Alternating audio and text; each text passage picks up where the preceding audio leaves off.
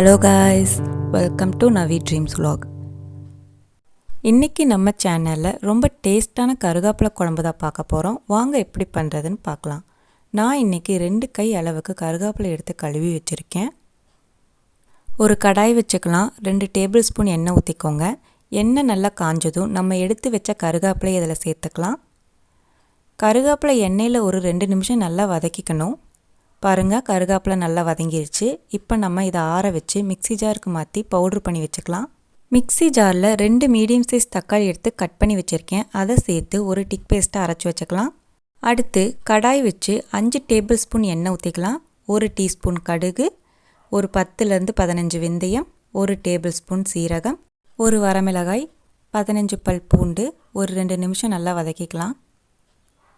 நான் அடுத்து 20 போல் சின்ன வெங்காயம் எடுத்து வச்சுருக்கேன். அதையும் சேர்த்துக்கலாம்.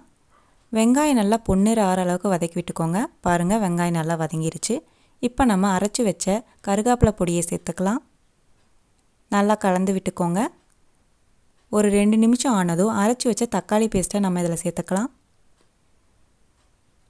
தக்காளி பேஸ்ட் சேர்த்ததும் நல்லா கலந்து விட்டு ஒரு 5 நிமிஷம் நல்லா கொதிக்க விட்டுக்கோங்க.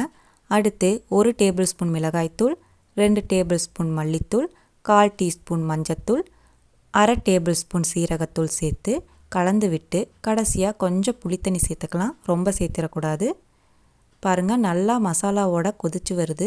இப்போ நம்ம குழம்புக்கு தேவையான அளவு தண்ணி ஊற்றிக்கலாம். அடுத்து குழம்புக்கு தேவையான அளவு உப்பு சேர்த்து நல்லா கலந்து விட்டுக்கோங்க.